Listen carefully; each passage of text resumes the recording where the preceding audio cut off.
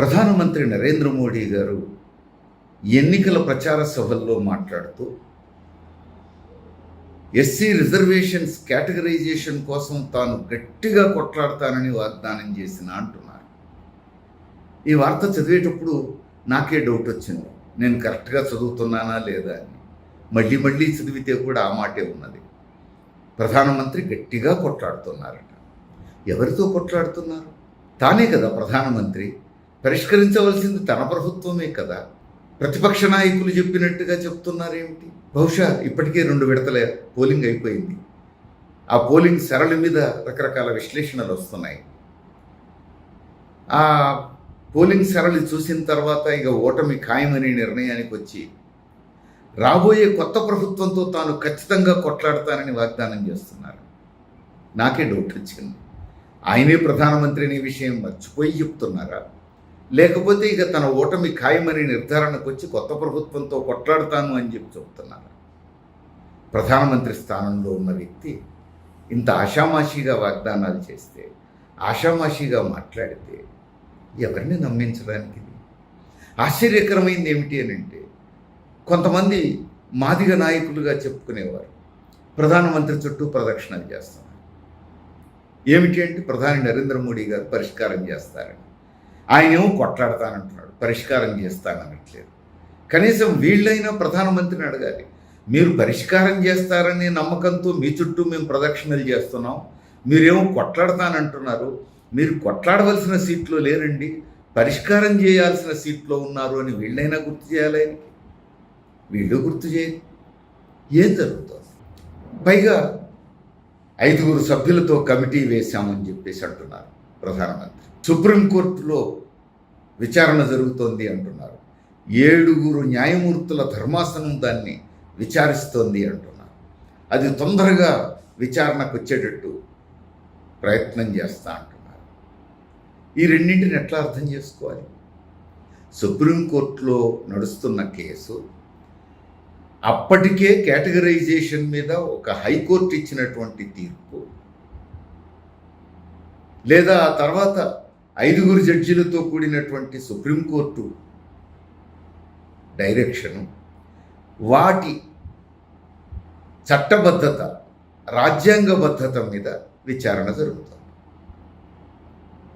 అంటే ఇప్పుడున్న రాజ్యాంగం కేటగరైజేషన్ను అనుమతిస్తుందా లేదా, కేటగరైజేషన్ చేస్తే అది రాజ్యాంగబద్ధం అవుతుందా కాదా, దీని మీద సుప్రీంకోర్టు విచారణ చేస్తోంది. విచారణ జరిగి 7 సభ్యుల ధర్మాసనం తీర్పును ఫైనల్గా ఇచ్చేటప్పుడు కేటగరైజేషన్ మీరు చేయాలనుకుంటే అది చట్టబద్ధమే అవుతుంది అనైనా చెప్పాలి, లేదా కేటగరైజేషన్ చట్టబద్ధం కాదు అనైనా చెప్పాలి. కాబట్టి సుప్రీంకోర్టు తీర్పునిచ్చేదాకా ఆగి ఆ తర్వాత చట్టబద్ధమే అని చెప్పేసి నిర్ణయం చేస్తే, సుప్రీంకోర్టు తీర్పు వస్తే కేటగరైజేషన్ చేస్తారు. చట్టబద్ధం కాదు అనుకుంటే ఏం చేస్తారు? చట్టబద్ధం కాదు అని 7 ధర్మాసనం తీర్పునిస్తే ఏం చేస్తారు? దీనికి ప్రధానమంత్రి సమాధానం చెప్పాలి. తర్వాత 5 కమిటీ, కేంద్ర ప్రభుత్వం నియమించిన 5 సభ్యులతో కూడినటువంటి కమిటీ. ఈ కమిటీ పని ఏమిటి? ఈ కమిటీ ఎస్సీ వర్గీకరణ చెయ్యకపోయినప్పటికీ మాదిగలకు న్యాయం చేకూర్చడానికి ఉన్న ప్రత్యామ్నాయ మార్గాలు ఏమిటి అని పరిశీలన చేస్తారు. కాబట్టి 5 సభ్యుల కమిటీ పని కేటగరైజేషన్ కాదు, ఎస్సీ వర్గీకరణ కాదు. కేవలం సుప్రీంకోర్టులో జరుగుతున్నటువంటి విచారణ మాత్రమే ఎస్సీ వర్గీకరణకు సంబంధించింది. అది కూడా ఎస్సీ వర్గీకరణ రాజ్యాంగబద్ధమా కాదా అనే పాయింట్ మీదనే. మరి ఇప్పుడు ప్రధానమంత్రి ఎవరితో కొట్లాడుతున్నట్టు, ఎక్కడ కొట్లాడుతున్నట్టు? ఇప్పుడు ప్రధానమంత్రి సమాధానం చెప్పాలి. మాదిగలు ఈ ప్రధానమంత్రిని ఎందుకు నమ్మాలి? అది మాదిగలు ఆలోచించుకోవాల్సినటువంటి విషయం. ఎందుకంటే ప్రధానమంత్రి చేతుల్లో అసలు పరిష్కారమే లేనట్టు, కేంద్ర ప్రభుత్వం చేతుల్లో అసలు ఈ ఇష్యూకు పరిష్కార మార్గం ఏమీ లేనట్టు, అయితే సుప్రీంకోర్టు చెప్పాలి, లేకపోతే 5 సభ్యుల కమిటీ చెప్పాలన్నట్టుగా ప్రధానమంత్రి మాట్లాడటం ఇది హాస్యాస్పదం. రెండోది, నేను కొట్లాడతా అని అంటాం. ఇది మరింత హాస్యాస్పదం. ఎవరితో కొట్లాడతారు? ప్రధానమంత్రి స్థాయిలో ఉండి నేను పోరాడతా గట్టిగా కొట్లాడతా. ఎవరితో కొట్లాడతారు? ఇప్పుడు మనం గత అనుభవం చూస్తే, ప్రధానమంత్రి తలుచుకుంటే, మోడీ తలుచుకుంటే గంటల్లో నిర్ణయాలు మారిపోయినాయి. గంటల్లో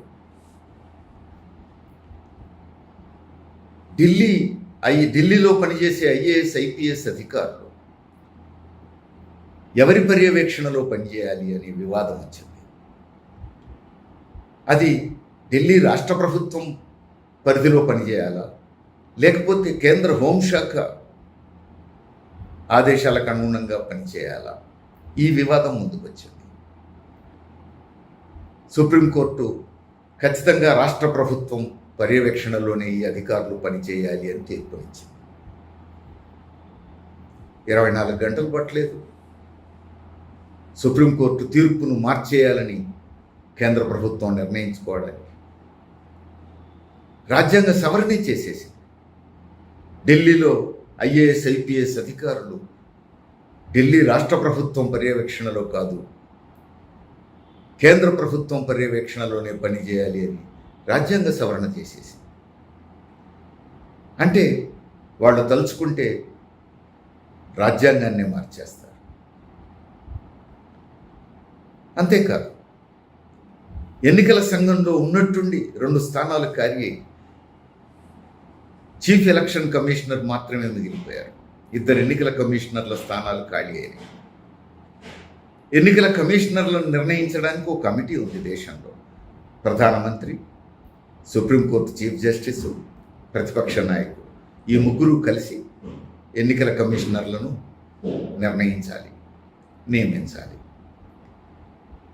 ఇప్పుడు మోడీ కోరుకున్న వ్యక్తి ఎన్నికల కమిషన్ అవుతాడా అనేటువంటి సందేహం మోడీకి వచ్చింది. అంతే,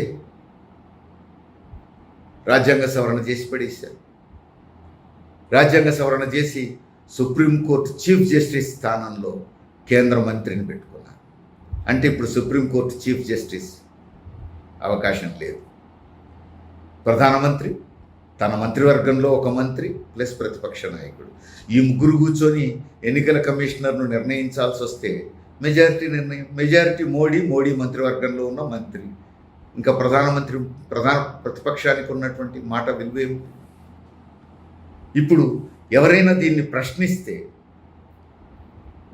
ఈ కమిటీ నియమించినటువంటి ఎన్నికల కమిషనర్లను ఎవరైనా ప్రశ్నిస్తే లీగల్గా సుప్రీంకోర్టు కూడా అది రాజ్యాంగబద్ధమే అని చెప్పాల్సి వస్తుంది. ఎందుకంటే రాజ్యాంగ సవరణ చేశారు కాబట్టి. అంటే మోడీ తలుచుకుంటే రాజ్యాంగమే సవరణ జరిగిపోద్ది.